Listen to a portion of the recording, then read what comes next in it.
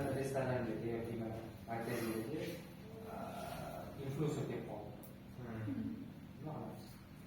Masalan,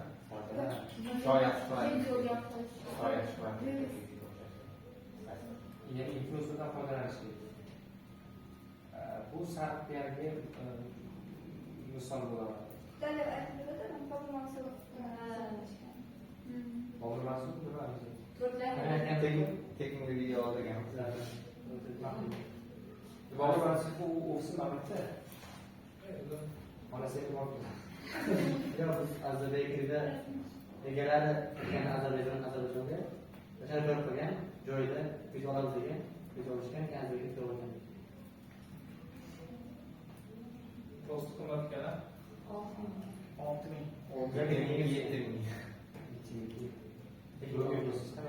Kuni 7.000. Bitta post.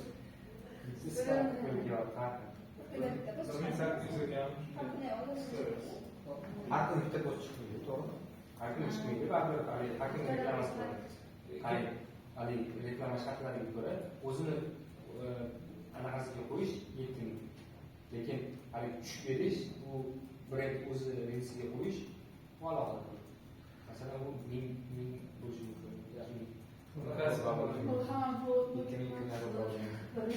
Anaqa story tashkilida 1.8 keyin qiladigan pasportlarga shartnoma qiladigan 1 yil nashr shartnoma qo'yadigan.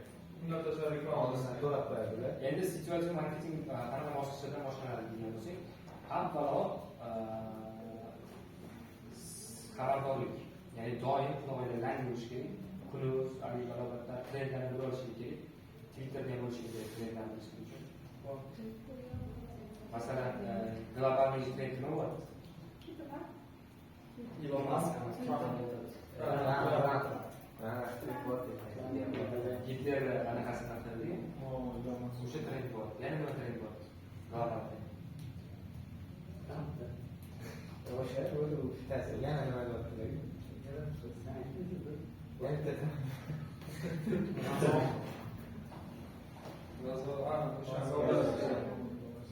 Urush to'xtagan? To'xtamadi. to'xtadi.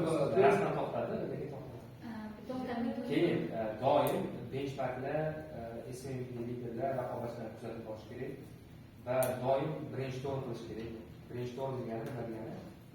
G'oyalar topish uchun g'oyalar tashlash. Brainstorm zonasi va masalan jamoa qilib qo'yaman hozir. O'sha jamoaning ichida o'tirib 1 soat o'sha brainstorm qilsanglar miyada amalga oshadi. Ya'ni fikr dunyoqarashingiz o'zgaradi. Qattan haligi yoningizda o'tirgan sherigingiz o'ylashini siz his qilasiz, qattan o'ylayapti. Demak, keyingi safar sizda nafaqat o'zingizni rakursingiz, balki boshqa odam qattan rakurs olishini ham hisobga olib, ikkita ideya keladi sizga uchun. Mana tomoni ham bor degan narsani shakllantirish uchun siz ko'proq brainstorm qilishingiz kerak, ko'proq kommunikatsiya qilishingiz kerak sheriklar bilan. Keyin nima qilinadi? Tayyor ideyani realizatsiya qilinadi va yuklanadi. Endi trend-ku bitta narsa bor. Hamma trenddan foydalanish kerakmi degan narsa. Masalan, nima bo'lyapti degan. Brend qadriyatlariga rioya qilindimi yo'qmi? Reputatsiyalariga mosmi yo'qmi? Raqobatchilar haligi bu narsani qilishda raqobatchilar qolib ketmadikmi? O'zimizni strategiyamizdan chiqib ketmadikmi? Va keyingi trendlar taxminan qanaqa bo'lishi mumkin? Shu narsani, shunaqa savollarni berishimiz kerak o'zimizga. Shu trend degan. Hop, arend media. Endi sizlarga vazifa berib qo'yish mumkin. Masalan, PR menejer bo'lsanglar, PR menejer vazifalari nima degan bo'lsak, influencerlar bilan ishlash, PR maqolalar bilan shug'ullanish, ya'ni biror narsani e'lon qilmoqchisizlar va boshqa kanalda e'lon qilmoqchisizlar yoki boshqa birovga qilinmoqchisizlar. Bu narsa maqola ustiga qo'yiladi. Shuning uchun sizlar PR maqola yozishni bilishingiz kerak. Bu maqola sizni brendingizga tushishi shart emas, lekin u universal bo'lishi kerak. Najot ta'lim grant e'lon qilmoqda. Agar bu narsa najot ta'limni o'zini sahifasiga chiqsa, boshqacha to'lov foizi chiqadi. Masalan, qadrdonlar biz yana grant e'lon qilmoqdamiz. Masalan, boshlanishi mumkin. Lekin universal maqolada shu najot ta'lim grant e'lon qilmoqda.